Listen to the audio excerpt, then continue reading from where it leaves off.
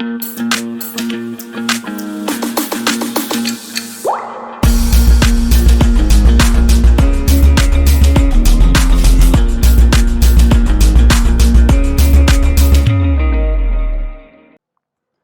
everyone, before moving forward, this is just a general announcement about the CSAT Foundation course, which is starting from 1st of March, right? And the course is running at 70% discount. So please go and enroll for the course. In this course, we would be covering quantitative aptitude, reasoning, data interpretation, linear arrangements और ऐसा सब कुछ जो CSAT के लिए important है. हमने last year भी एक कोर्स लॉन्च किया था CSAT with PYQs, जिसके थ्रू हमने बच्चों को बहुत हेल्प किया था and they were able to do 50+ questions right in UPSC main prelims paper. So please go and register for the course, and with this course you are also getting that complimentary course free of cost. तो अगर आप इस course में enrol करते हैं then CSAT with PYQs वाला जो course है that you are getting for free, है ना. And you can get the schedule for this course by clicking on this link, और ये सारे links जो हैं वो डिस्क्रिप्शन में आप डेमो लेक्चर्स लास्ट ईयर के कोर्स पे भी देख सकते हैं. And for registering for the course you can go to this particular link, right? And जो last year के testimonials हैं for the student feedback, you can also look at these feedbacks from various students on our website, or you can pause the slide and look at these testimonials. Thank you so much. Hey everyone, welcome back to the Layman Way and welcome to this new lecture जहाँ पे हम दिसंबर के current affairs को discuss कर रहे हैं. तो चलिए जल्दी से आगे बढ़ते हैं और आज का लेक्चर स्टार्ट करते हैं. And if you are new to the channel, do not forget to like, share and subscribe. Thank you so much. चलिए जल्दी आगे बढ़ते हैं और आज का लेक्चर देखते हैं किस बारे में है. तो आज का जो पहला टॉपिक है that is about Indian desert cat. तो इसको हम एशियन स्टेपी वाइल्ड कैट भी बोलते हैं, है ना, और एशियाटिक वाइल्ड कैट भी बोलते हैं. इन दोनों नाम से भी ये आपको मिल जाएगी. ये कहाँ कहाँ मिलती है, इसकी हैबिटेट कहाँ कहाँ पर है? कजाकिस्तान में मिलेगी, वेस्टर्न इंडिया में मिलेगी, चाइना में मिलेगी और मंगोलिया में इसको स्पॉट किया जा सकता है. तो यहाँ आपको मिलती है. अब इसको डेजर्ट कैट क्यों बोलते हैं, क्यों बोलेंगे? क्योंकि भाई डेजर्ट में सर्वाइव कर लेती होगी इसीलिए बोलते होंगे, है ना.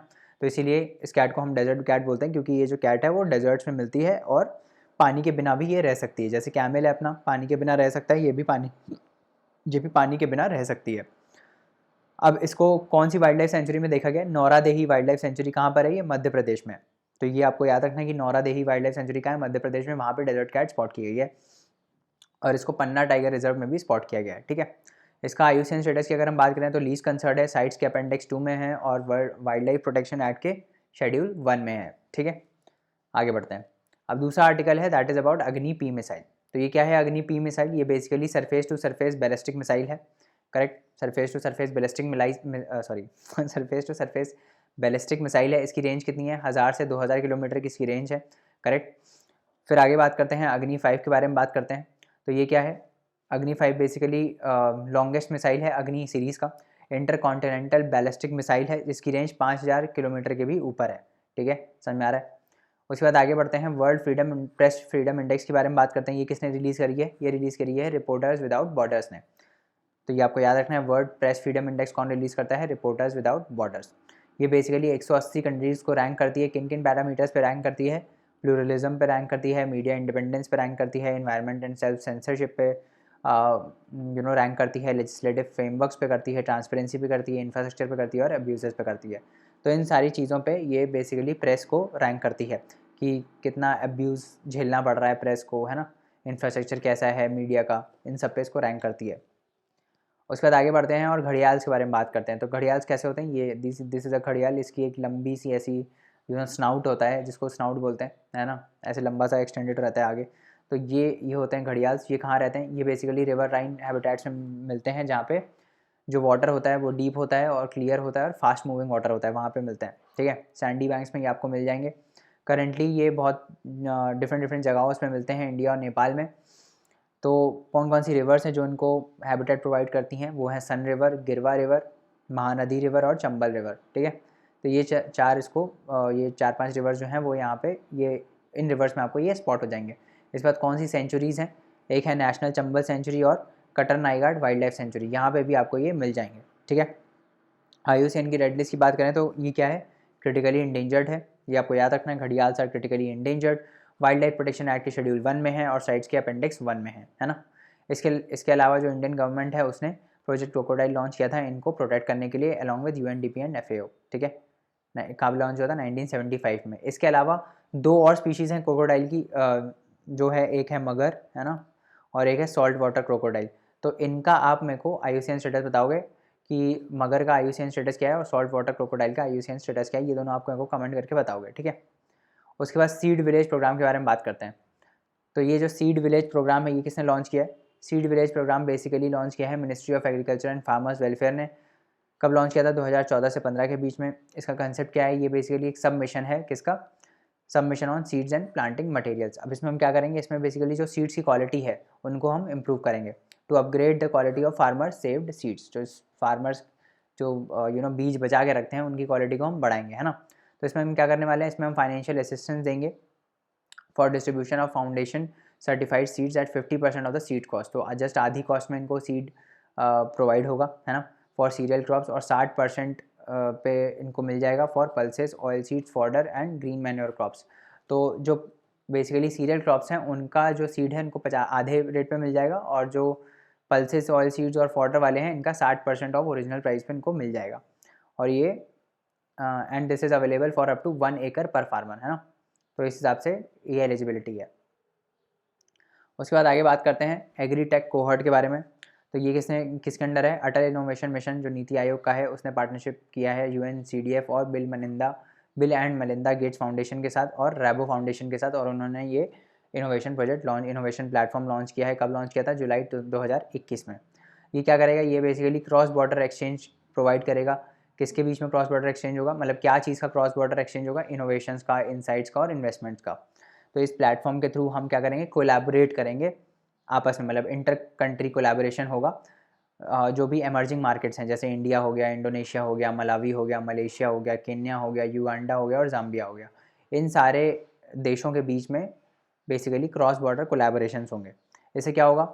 इससे हम हमारे फार्मर्स को, जो हमारे साइड्स के लोग हैं उनको एक्सेस मिलेगा दूसरों की दूसरों की इंडस्ट्रीज़ के, दूसरों के कल्चर में हमको बेसिकली एक्सेस मिलेगा। उनकी इंडस्ट्रीज़ पे उनके इन्वेस्टर्स हमारे में इन्वेस्ट कर पाएंगे, है ना। मार्केट लिंकेजेस बढ़ेंगे, ठीक है, along with mentorship from sector experts to help them build and test their solution in their chosen international market. तो ये होगा इसमें। उसके बाद the challenge will support selected agritech and agri fintech startups to expand to the international market. तो basically international presence हम इसमें increase करने वाले हैं एग्रीटेक जो स्टार्टअप्स हैं, एग्रीटेक और एग्री फिनटेक स्टार्टअप जो हैं उनके लिए, ठीक है। उसके बाद आगे बात करते हैं about depreciation of Indian rupee. तो इंडिया की जो करेंसी है वो 2.2% से गिर गई थी, क्योंकि भाई जो इन्वेस्टर्स हैं उन्होंने $4 billion worth of amount Indian stock market से जो है वो निकाल लिया था, है ना। तो ये बेसिकली न्यूज़ में था। अब क्या हुआ? डॉलर जब निकल गया इंडियन स्टॉक मार्केट से, मतलब कंट्री के बाहर मूव कर गया, तो सडन क्या हो गया? डॉलर की डिमांड एकदम हाई स्पाइक हो गई। डॉलर की डिमांड एकदम स्पाइक हो गई, है ना, और रुपए की वैल्यू गिर गई, है ना। इसीलिए रुपए की वैल्यू गिर गई क्योंकि डॉलर की डिमांड बहुत ज़्यादा स्पाइक हो गई। तो इससे क्या हुआ? जो एक्सचेंज रेट था वो बहुत डिप्रिशिएट हो गया, ठीक है। अब ये क्या है? डेप्रिशिएशन में क्या होता है? देखो, जब रुपए गिर गया और डॉलर बढ़ गया तो इससे क्या फ़र्क पड़ा? इससे किसको किसको फ़ायदा होगा और किसको किसको ख़राब होगा? तो बेसिकली जो एक्सपोर्ट्स हैं वो हमारे अट्रैक्टिव हो जाएंगे, है ना, एक्सपोर्ट्स बढ़ जाएंगे क्योंकि रुपये सस्ता हो गया अब, है ना। रुपीज़ अगर फेल हो गया, रुपी अगर डेप्रिशिएट हो गया तो इसका मतलब एक्सपोर्ट्स बढ़ेंगे। तो इम्पैक्ट ऑफ डेप्रिशिएशन हम देख लेते हैं इंडियन रुपी का किस पे है।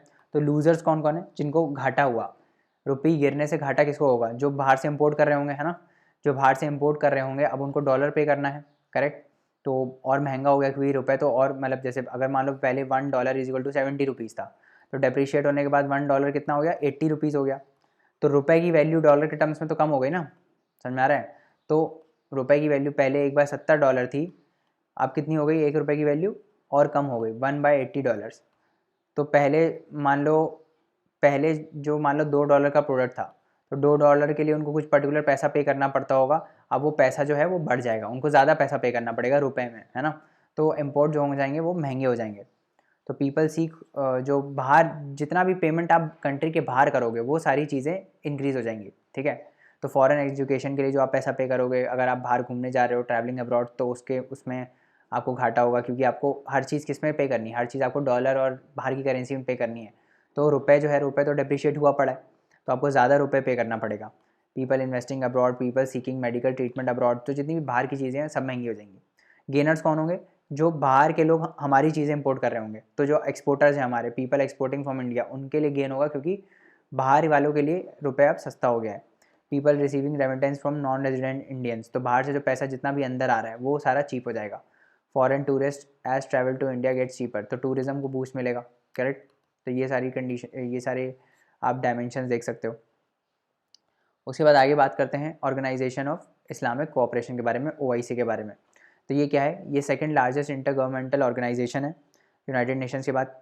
इसका हेडक्वार्टर कहाँ है? जेदा, सऊदी अरेबिया में है। कितने मेंबर हैं? 57 मेंबर स्टेट्स हैं। क्या इंडिया मेंबर है? इंडिया मेंबर नहीं है, तो याद रखना इंडिया मेंबर नहीं है। कब इस्टेब्लिश हुई थी? 1969 में इस्टेब्लिश हुई थी। और ये जो बॉडी है ये it is deemed to be a collective voice of Muslims world, और मुस्लिम्स के इंटरेस्ट के लिए बेसिकली ये काम करती है ना, और इंटरनेशनल पीस प्रमोट करती है। भाई वही सब है नॉर्मल, मुस्लिम्स के इंटरनेशनल पीस को प्रमोट करेगी, हारमनी प्रमोट करेगी among the various people of the world, है ना। और मुस्लिम्स की collective voice, as a collective voice ये ऑर्गेनाइजेशन रिप्रेजेंट करती है। समझ में आ गया? उसके बाद आगे बात करते हैं प्रलय मिसाइल के बारे में। तो प्रलय मिसाइल क्या है? ये एक surface to surface conventional quasi ballistic missile है। इसका मेन एम क्या है कि भाई इंटरसेप्टर मिसाइल्स जो हैं उनको डिस्ट्रॉय करना, है ना। तो जितने भी इंटरसेप्टर मिसाइल हैं उनको डिस्ट्रॉय करना इसका एम है। तो ये इसके पास ये कैपेबिलिटी है, एबिलिटी है कि ये अपना पाथ भी चेंज कर सकता है after covering a certain range. तो मान लो ऐसे 20 किलोमीटर तक एक पाथ पे जा रहा है, उसके बाद उसको चेंज करना है तो वो भी कर सकता है बीच रास्ते में ही। रेंज कितना है इसका? 150 से 500 किलोमीटर तक का इसका रेंज है। पेलोड कैपेसिटी कितनी है? 500 से 1000 kg तक की इसकी पेलोड कैपेसिटी है, ठीक है। जो मिसाइल है it is based on Prithvi defence vehicle from the Indian ballistic missile program. The missile can be launch from a mobile launcher, तो मोबाइल लॉन्चर से लॉन्च हो सकता है। मोबाइल लॉन्चर मतलब जो एक जगह से दूसरे जगह पे ट्रांसपोर्ट हो सकते हो, उनके उसके थ्रू भी इसको लॉन्च करा जा सकता है ना। And its payload is design only to carry a conventional warhead, तो सिर्फ नॉर्मल बम वाला वॉरहेड होता है, इसमें न्यूक्लियर वॉरहेड नहीं हो सकता, है ना। ये आपको याद रखना है, इसमें न्यूक्लियर वॉरहेड नहीं हो सकता, नॉर्मल कन्वेंशनल वॉरहेड ही है। इसमें जो बारूद होता है ना, नॉर्मल बारूद ही रहेगा। The missile is powered by a solid propellant rocket motor, तो सॉलिड प्रोपेलेंट रॉकेट मोटर है इसमें, ये आपको याद रखना है। उसके बाद क्लासिकल तमिल लिटरेचर की बात करते हैं। तो जो संगम लिटरेचर है हमारी, उसमें क्या क्या आता है? उसमें आता है तोलका पियाम, इत्तू गई, और पत्तू पत्तू, पथिनेकिक का नक्कू, एक तो प्रोनाउंस भी नहीं होता है। और दो एपिक्स हैं जिसमें एक है सिला पथिकरम और मनी में गलाई, है ना। तो ये नाम आपको याद रखने हैं। जिसे तोलका पियाम में, ये इंपॉर्टेंट है हमारे लिए क्योंकि तोलका पियाम जो है इसको ऑथर किया था किसने? तोलका पियार ने। And he is considered to be one of the earliest Tamil and it is considered to be one of the earliest literary work in Tamil. इसमें 3 पार्ट हैं। एक है एजुथु जिसका मतलब होता है लेटर, एक होता है कोल जिसका मतलब होता है वर्ड, और एक होता है पोरुल जिसका मतलब होता है सब्जेक्ट मैटर। उसके बाद एट्टू गई, एट्टू मतलब 8 होता है ना। तो इसमें बेसिकली 8 वर्क्स का कंपाइलेशन है ना। और पत्थू पत्थू जो है इसमें 10 आइडल्स हैं, तो इसमें 10 टोटल वर्क्स लिखे गए हैं। और ये एक जो है पत्थीनेन की नक्कू, इसमें 18 वर्क्स हैं, ठीक है। ये आप प्रोनाउंस कर लेना, मेरे से तो प्रोनाउंस होता नहीं है। 18 वर्क्स हैं जिसमें एथिक्स और मोरल्स के बारे में बात की गई है। The most important among this work is Tirukkural, जिसको थिरुवल्लूर ने लिखा था, है ना। तो ये आपको याद रखना है कि तिरुकुरल किसने लिखा है? थिरुवल्लूर ने लिखा है। ये एक तमिल के ग्रेट, मतलब तमिल लैंग्वेज में ग्रेट पोएट एंड फिलोसफर है। तमिल एपिक्स की बात करें तो ये जो 2 एपिक्स हैं, सिलापत्थीकरम, इसको किसने लिखा है? इलांगो एडिगल ने। और मनी मेघालय, ये इसको किसने लिखा है? सीतलाई सत्तनार ने। तो ये आपको याद रखना है कि सिलपत्थीकरम किसने लिखा है? इलांगो एडिगल ने। और मनी मेघालय किसने लिखा है? सत्तलाई सत्तनार ने, ठीक है। ये आपको याद रखना है। उसके बाद वर्नाकुलर इनोवेशन प्रोग्राम के बारे में हम बात करते हैं। तो ये क्या है? ये बेसिकली इनोवेटर्स और एंटरप्रेन्योर्स जो हैं इंडिया में उसको इनेबल करेगा ताकि वो एक इनोवेशन इकोसिस्टम बन पाए 22 शेड्यूल लैंग्वेजेस में। तो अभी सिर्फ इंग्लिश हिंदी में नॉर्मल एंटरप्रेन्योरशिप चल रही है ना, तो उनको हर मदर टंग में अवेलेबल कराने के लिए, हर शेड्यूल लैंग्वेज में अवेलेबल कराने के लिए बात की गई है। तो वर्नाकुलर मतलब यही होता है ना। तो 22 शेड्यूल लैंग्वेजेस में अब हम गवर्नमेंट प्रयास करेगी कि ये जो इनोवेटर्स और एंटरप्रेन्योर्स हैं उनको एक्सेस दिया जा सके इनोवेशन इकोसिस्टम का। तो इससे क्या होगा? इससे लैंग्वेज बैरियर जो आ रहा है वो कम होगा in the field of innovation and entrepreneurship, और ये इनोवेटर्स को एम्पावर करेगा रिमोट एरियाज़ में जाने को भी, मतलब जो फारदेस्ट कॉर्नर्स हैं इंडिया के, वहाँ पे भी उनको एक्सेस मिल पाएगा कंटेंट का। समझ आ रहा है? उसके बाद आगे बात करते हैं अबाउट ओलिव रिडले टर्टल्स। तो ओलिव रिडले टर्टल्स जो हैं ये क्या हैं? ये मोस्ट अबंडेंट सी टर्टल्स हैं, कार्निवोरस एनिमल्स होते हैं। कहाँ मिलते हैं? वार्म वाटर्स में मिलते हैं। कहाँ के? पैसिफिक, अटलांटिक और इंडियन ओशंस के वार्म वाटर्स में मिलते हैं। और ये जो टर्टल्स होते हैं ये क्या होते हैं? ये कार्निवोर्स होते हैं। ठीक है, ये मैंने आपको बता दिया। ये किस लिए फेमस है? ये अपनी मास नेस्टिंग के लिए फेमस हैं, जिसको ये लोग अरीबाड़ा बोलते हैं। और ये कहाँ होती है? उड़ीसा के कोस्ट पर होती है, और आपके मैक्सिको के कोस्ट पे, कोस्टा रिका के कोस्ट पे आपको दिख जाएगी। कंजर्वेशन स्टेटस की बात करें तो IUCN स्टेटस इसका वल्नरेबल है, साइट्स के अपेंडिक्स 1 में है, और Indian wild life protection act के शेड्यूल 1 में ये प्रोटेक्टेड है। करेक्ट। उसके बाद अगला आर्टिकल आता है अबाउट तबलीगी जमात। तो तबलीगी जमात हमने जब कोविड आया था तब भी एक बार पढ़ा था कि ये क्या है? ये एक सोसाइटी है जो फेथ को स्प्रेड करती है। Sunni Islamic basically missionary movement है ये, है ना। कंजर्वेटिव मुस्लिम ऑर्गेनाइजेशन है। कहाँ फैली हुई है? इसका बेस कहाँ पर है? Bangladesh, Pakistan, United states, Britain, Indonesia, Malaysia, Singapore, यहाँ सब पे ये मूवमेंट फैली हुई है। ठीक है। उसके बाद आगे बात करते हैं अबाउट दियोबंद मूवमेंट। दियोबंद मूवमेंट क्या थी? ये एक रिवाइवलिस्ट मूवमेंट थी। 1867 में इट वाज फाउंडेड बाय, किसने फाउंड किया था? मोहम्मद कासिम नानाऊ तवी। इन्होंने इस मूवमेंट को फाउंड किया था अलॉन्ग विद राशिद अहमद गंगोही। तो ये दोनों आपको चीज़ें याद रखनी है, राशिद अहमद गंगोही और मोहम्मद कासिम नानाऊ तवी, इन्होंने इसको फाइंड किया था। ये क्या करती है? ये कुरान की बेसिकली, इसका मकसद ये था कि हम जो प्योर टीचिंग्स है कुरान की उसको प्रोपोगेट करें, है ना। और हादीस जो है मुस्लिम में उस सॉरी इसका एक मिनट इसका एम ये था कि हम प्योर टीचिंग्स ऑफ कुरान और हादीस जो है उसको हम मुस्लिम्स में प्रमोट करें, और जो जिहाद की स्पिरिट है उसको हम उसको हम बनाए रखें अगेंस्ट फॉरेन रूलर्स। ठीक है। उसके बाद आगे बात करते हैं अबाउट अलीगढ़ मूवमेंट। तो अलीगढ़ मूवमेंट क्या थी? ये भी एक रिफॉर्मिस्ट मूवमेंट थी। इसको फाउंड किया था सर सैयद अहमद खान ने। ये एक सोशल, पॉलिटिकल और एजुकेशनल एस्पेक्ट पे एजुकेशनल फील्ड में, बेसिकली सोशियो पॉलिटिकल और एजुकेशनल फील्ड में रिफॉर्म्स आना चाहती थी मुस्लिम कम्युनिटी के लिए, है ना। तो ये जो सर सैयद अहमद खान है, इन्होंने मोहम्मद एग्लो ओरिएंटल कॉलेज, जिसको अलीगढ़ मुस्लिम यूनिवर्सिटी बोलते हैं, उसको फाउंड किया था 1875 में, है ना। इन्होंने एक जर्नल भी लिखा था जिसको बोलते हैं ताहदिब उल अखलक। तो ये आपको याद रखना है। उसके बाद आगे बात करते हैं स्पेशल कैटेगरी स्टेट्स के बारे में। तो जो स्पेशल कैटेगरी स्टेट्स हैं वो कुछ इंडिया में जो स्टेट्स हैं उनको स्पेशल कैटेगरी दिया गया है। जैसे किसके किस बेसिस पे दिया जाता है? जैसे मान लो वहाँ पे बहुत बैकवर्ड क्लासेस रहती हैं, हिली एरियाज़ हैं कुछ, है ना, जहाँ पे डेवलपमेंट नहीं हो पाता, तो उन स्टेट्स को स्पेशल कैटेगरी का स्टेटस दिया हुआ है, ताकि वहाँ की जो उनकी बैकवर्ड पोजीशन है उनको हम अच्छा कर पाएँ। ठीक है। तो कोई भी ऐसे स्टेट जो जियोग्राफिकल और सोशियो इकोनॉमिक डिसएडवांटेज फेस करते हैं उनको ये स्टेटस दिया जाता है। क्लासिफिकेशन जो है इसको जो फाइनेंस कमीशन है उसने रिकमेंड किया था 1969 में। तो उस टाइम बेसिकली किन किन स्टेट्स को दिया गया? 1969 में जम्मू एंड कश्मीर, असम और नागालैंड को दिया गया। बट उसके बाद आज तक अगर आप बात करोगे तो 8 और स्टेट्स को ऐड किया जा चुका है। कौन कौन से हैं वो?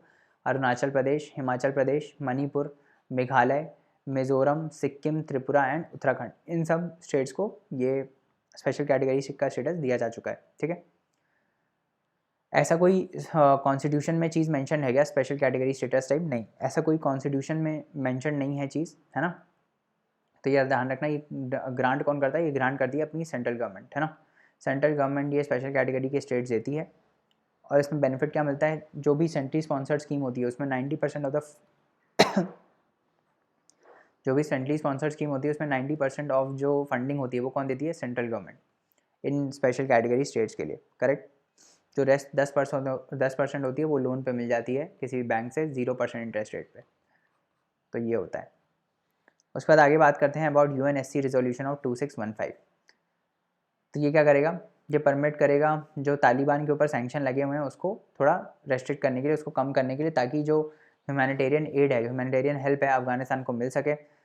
रिजोल्यूशन में ये भी बोला गया कि हम हर 6 महीने में इस चीज़ को रिव्यू करेंगे। अब तो इसके लिए एक इमरजेंसी रिलीफ कोऑर्डिनेटर को रखा जाएगा जो हर 6 महीने में इस चीज़ का अपडेट देता रहेगा, है ना। He will update on the delivery of assistance and any obstacles to implementation. इस रेजोल्यूशन के कोई भी इम्प्लीमेंटेशन में अगर कोई ऑब्स्टेकल आता है तो वो उसको अपडेट करेगा, है ना। तो हाँ, ये था आज का लेक्चर। आगे और कंटिन्यू करेंगे, अगले लेक्चर में हम खत्म कर देंगे दिसंबर के करंट अफेयर्स, है ना। तो रिवाइज करते रहिए, हार्डवर्क करते रहिए, पढ़ते रहिए. Thank you so much. And for more such lectures, you can log on to www.thelaymanway.com. Please leave us a review if you like our work, and you can also explore our YouTube where we have a lot of static topics to learn from. Thank you so much.